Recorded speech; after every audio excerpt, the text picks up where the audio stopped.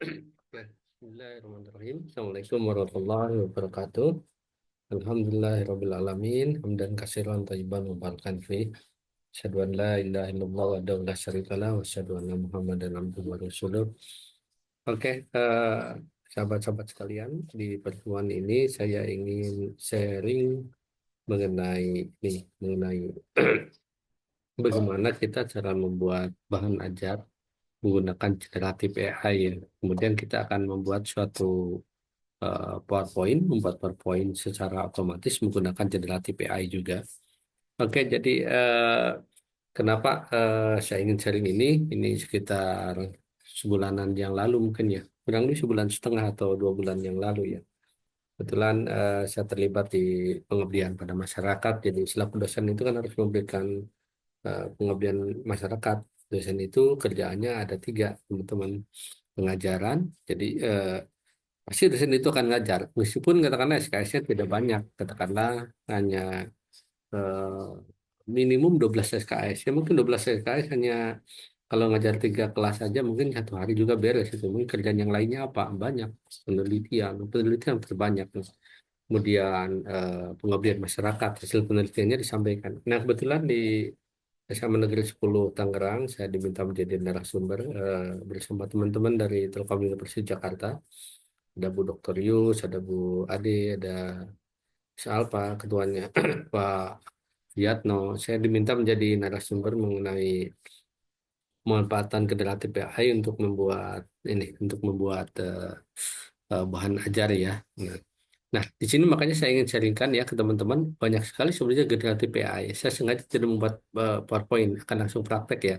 Nah, jadi sebenarnya banyak sekali saya sampaikan di forum tersebut, ada generatif AI yang sifatnya sangat pintar seperti ChatGPT 3.5 dan ChatGPT 4. Yang ChatGPT 4 itu sangat pandai ya, tetapi berbayar. Ada menggunakan Microsoft Bing, ada menggunakan Gemini, ada menggunakan Voice, ada menggunakan banyak sekali ya.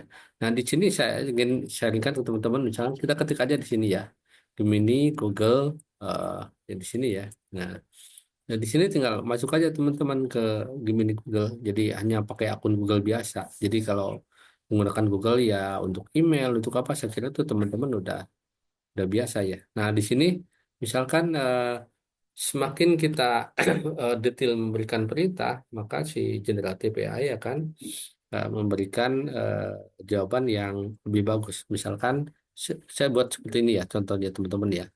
Saya seorang dosen profesional karena bidang informatika. Nah, kemudian saya ingin Anda bertindak sebagai expert untuk katakanlah menjelaskan untuk membuat materi mengenai algoritma eh, machine learning, eh, algoritma clustering, oke ya, misalkan ya, clustering machine learning. Oke, misalkan gini aja contohnya ya. Oke, misalkan kita tunggu aja teman-teman ya, kemudian dieksekusi. Nah, ini kita langsung dieksekusi aja. Oke, saya yakinkan saya sudah share desktop. Share desktop. Oke ya. Nah, maka si eh, Gemini ini dia akan membuatkan ya. Nah, nah ini kita bisa baca snapshot ya. Nanti sebenarnya kalau kita selaku dosen, selaku guru, Bapak dan Ibu sama saja. Mungkin kita perlu, jadi saya selalu berpesan ke teman-teman bahwa generatif AI itu anggap itu sebagai kita memiliki seorang teman yang sangat jenius gitu ya, jenius dan baik hati gitu. Bisa kita diskusi dengan kita kapanpun. Jadi tentu kita tidak memanfaatkan 100%. Ya kadang kalau kita melakukan codingan ya, kalau kita kami melakukan penelitian ya kami dianggap sebagai teman diskusi gitu ya.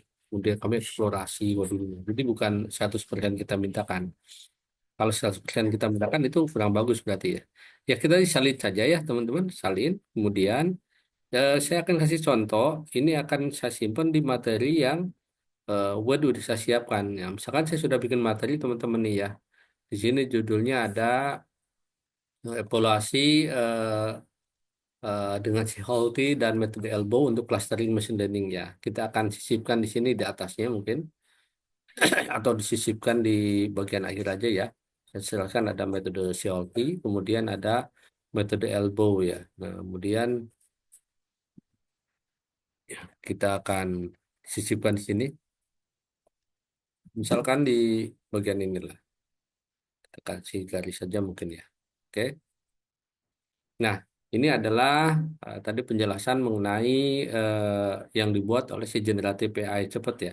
Tentu yang materi ini nggak perlu kita masukkan ya. Kita bisa tambahkan pada frase teman-teman ya.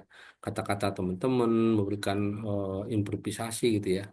Clustering, bla bla bla gitu ya. Nah, mungkin ini oke, ini baiknya kita masukkan di awal ya, karena intronya clustering.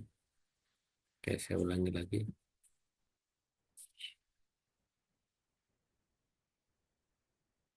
Oke, saya copy paste. Saya X saja, kemudian saya akan jelaskan dulu di sini ya. Oke, teman-teman. Nah, di sini saya ingin pindahkan page-nya mungkin 12 ya. Oke.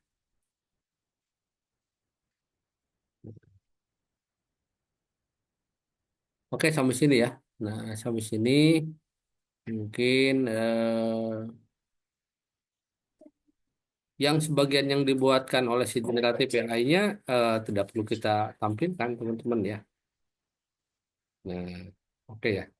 Ini mungkin kita carikan ini adalah si Hulk ini. Nah, saya ingin coba buat apa adanya dulu aja. Kita bisa disimpan di Word atau di PDF ya teman-teman ya. Nah, kemudian anggap nih udah beres nih kerjaan kita udah beres. Nah, kita sekarang akan masuk ke generatif AI yang lainnya yaitu ada AI PowerPoint.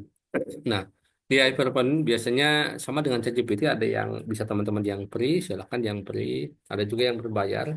Kebetulan saya sudah kami sudah berbayar ya, jadi mendapatkan akun dari tim Abimas kami, jadi kami berlangganan. Sama kayak ChatGPT profesional yang ChatGPT 4 itu kan itu sangat pandai ya, sangat jenius. Jadi per bulannya kalau tidak salah bayar sekitar $20 ya, terus sekitar 300 ribuan lah.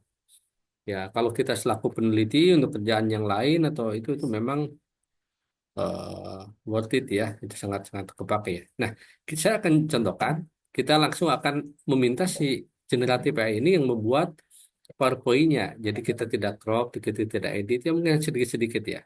Saya pilih import ya teman-teman ya. Di sini sebenarnya bisa ada create with AI, bisa juga si AI membuatkan, bisa create from template. Saya coba create yang import ya. Di sini saya ambil pilih yang local files teman-teman. Nah, di sini kan pilihannya ada Word, ada PDF, ada TXT. Jadi di TXT sendiri sebenarnya bisa ya. Jadi oke, eh, saya pakai dari yang Word saja ya. Misalkan tadi yang saya buat itu kalau nggak salah disimpan di sini ya. Eh, ini sekarang tanggal 21 jam 8.23. Oke, berarti yang terbaru ini ya. Nah, kita oke kan. Nah, jadi nanti si AI dia akan melakukan, nah ini melakukan pembuatan si materi tadi secara otomatis ya, secara real time ya. Kemudian kita tunggu sampai beres ya. Tentu dia tergantung dari banyaknya materi yang teman-teman atau mungkin eh, para dosen buat atau bapak ibu guru buat. Eh, nah kalau sudah, nah kita tinggal klik aja di sini, pilih template-nya. Oke, pilih template. Ya, template-nya mau yang mana gitu? Banyak sekali nih. Misalkan saya kasih contoh saja ya, misalkan contoh saja. Saya ingin yang ini nih. Misalkan yang year end sampai expert. Oke, ini. Kemudian diklik generatif PPT. Ya, biarkan si AI PowerPoint ini. Tuh, teman-teman bisa lihat ya. Ini saya tidak mengetik nih. Nah, dia yang mengetik otomatis. Bla bla bla bla bla bla bla bla bla bla. Ya, memang sangat-sangat canggih sekarang ya. Makanya teman-teman di kita ini nasihat buat saya sendiri kita harus selalu ikhtiar belajar tiap hari.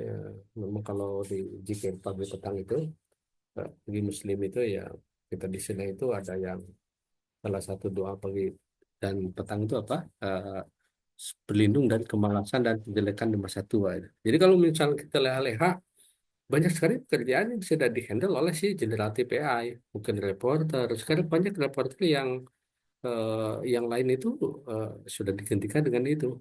Mungkin pembuat artikel. Tetapi kalau kita selalu belajar, kita selalu meneliti, kita selalu eksplorasi, insya Allah kita yang ikut terlibat untuk membuat si bagian dari part of AI tersebut ya. Oke, ini udah ya teman-teman ya. Ini langsung klik download. Nah, kalau udah, nah ini pilihnya PPT ya. Saya klik download. Oke, kalau udah, tinggal saya buka di sini. Nah, ini selesai oke di yang sekarang. Nah, saya coba running ke teman-teman ya. Ya, ini ya teman-teman ya. Coba lihat ya. Ya your logo ya kita tinggal menambahkan sedikit lah. Logo misalkan di sini saya tambahkan. Misalkan ini saya masih berbicara dari startup Digi Science yang meskipun sekarang sudah qadarullah masfa'al hop ya, dulu tersedia di apps dan web. Ya, mungkin saya harap ke depannya nih kita bisa running lagi. Kemudian saya pun ingin sharing mengenai dari institusi saya, karena ini sebagai laporan di hibah juga. Semoga amanahnya bisa terimplementasikan ya, semuanya 100%. Jadi karena dana hibah harus kita laporkan. Misalkan gini aja nih, ini sebenarnya banyak tahun 2023 sih, Alhamdulillah. Semua laporan pengeluaran kami sudah beres. Ada dua buku yang diterbitkan di pasaran secara nasional. Ini lebih dari 4.000 eksemplar yang disebarkan di Indonesia di semua toko Gramedia, online market. Judulnya teman-teman bisa cari ada program Laravel, pengarangnya ada Ahmad Iskandar dan Yono Suryadi. Jadi yang versi digisan sebelumnya juga ada programan Coordinator 4, eh, case-nya Project Hotel. Nah, di sini kalau ada yang ini eh, here is where your presentation. Misalkan di sini kalau ada yang name-nya siapa gitu ya, name-nya ya ditambahkan aja teman-teman. Misalkan di sini by Abdul Rahmat Iskandar, saya pakai kelas S2 saja, dan S3-nya masih belum menyelesaikan, insya Allah, mohon doanya. Semoga Allah memudahkan. Oke, nah ini misalkan ini teman-teman lihat nih, ini langsung jadi ya. Ini sangat sangat sangat udah sangat cepat. Judulnya tadi manipulasi dengan Silhouette dan metode elbow untuk clustering machine learning. Jadi eh, kita lihat nih, oh, di sini kontennya apa nih? Pengertian clustering, apalagi clustering, algoritma clustering tadi yang kita buat. Kemudian pengertian clustering. Nah, tadi logo kita tinggal copy paste aja ke sini teman-teman ya. Iya. Jawab dulu. Ini si PowerPoint-nya harus di close dulu. Oke, jadi oke, sorry. Stop share screen. Nah, tadi ada your logo ya. Misalkan saya akan tampilkan dari startupnya karena ini pelaporan startup dari Digi Science ya ke sini. Ya, ini hanya sedikit lah yang kita edit. Hanya bagian mungkin di awal-awal judul yang tadi babnya apa. Jadi kita minta menampilkan logo itu ya. Nah, ini bisa kita tampilkan logo di sini. Kalau yang tidak adanya kan nggak perlu kita tampilkan, hanya di subbab-subbabnya aja. Nah, dikit ngeditnya. Beda dengan kita buat sendiri ya, itu perlu waktu. Oke, misalkan sampai sini dulu lah. Oke, kita back lagi, saya ulangi lagi, saya jelaskan. Oke, evaluasi dengan CLT dan metode elbow, clustering machine learning, ini udah ada ya. Ini kontennya. Ini definisi clustering apa? Yang pertama tadi pengertian clustering apa nih? Clustering ini oke, definisi clustering secara sederhana, penjelasan dasar dan mendalam tentang clustering. Nah, ini akan dijelaskan tujuannya nih. Kemudian perbedaan clustering dengan klasifikasi, jenis-jenis masalahnya apa, kemudian algoritma clustering populernya apa gitu ya. Misalkan dijelaskan mekanisme dasar dengan k-means, kemudian kelebihan k-means itu apa, kekurangan k-means itu apa, studi algoritma clustering dengan k-means seperti apa itu ya. Nah, ini contohnya ada juga clustering yang lain namanya DB-scan ya. Nah, di materi yang selanjutnya saya akan menjelaskan sebenarnya di materi tentang biasa di weekend, alhamdulillah saya punya kesempatan Sabtu Minggu untuk membuat konten di seri menjadi programmer mahir berbasis Python ya.